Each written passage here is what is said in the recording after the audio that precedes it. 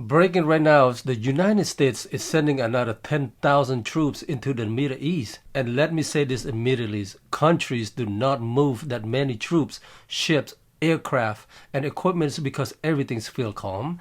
They do it when they believe something could break fast. So if you're hearing these headlines and thinking it's routine, I would not look at it that way. This is a serious military buildup. Right now, around 6,000 sailors are already moving in with a U.S. carrier strike groups centered around the USS George H.W. Bush.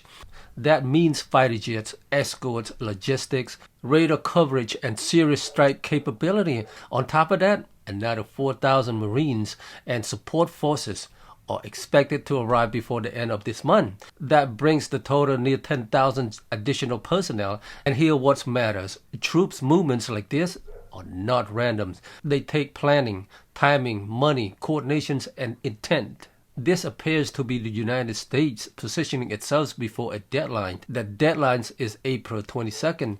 A fragile ceasefire tied to tensions involving the U.S. and Iran begins on April the 8th and was expected to last 2 weeks. That window is now close to ending. So the questions become simple. What happens once the clock runs out? Because if diplomacy fails and hostilities restart, forces already in positions can respond immediately. That is why the story matters. Now, let's talk about something many people overlook.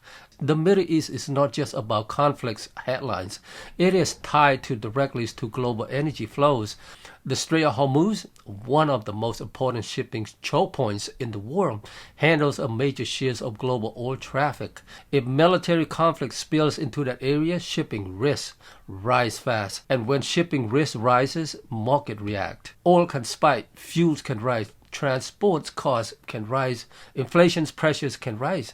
So even if someone's live thousands of miles away, events there can still hit the wallet. That is the part many people miss. Now let me be clear and measure here.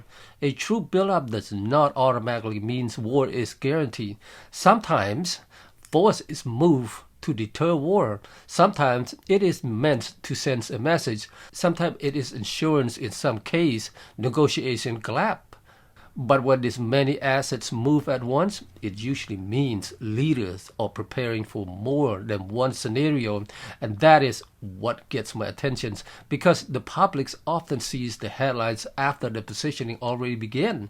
Now, another major concern remains Iran uranium stockpile. International watchdog discuss for years have focused on enriched uranium levels and breakouts concerns. That issues remain one of the central pressure points in any negotiation. So when you combine ceasefires uncertainty, military buildups, energy choke points, and unsolved nuclear tensions, you've got a region where one mistake can move global market overnight.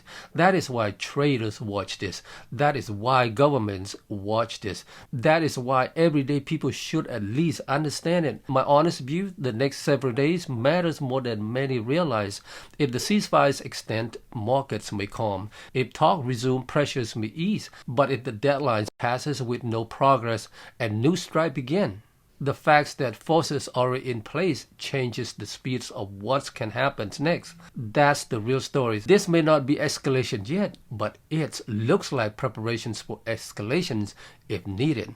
And those are two very different things. Stay alert, watch the timelines, and watch the Strait of Hormuz, because when that region heats up, the rest of the world often feels it.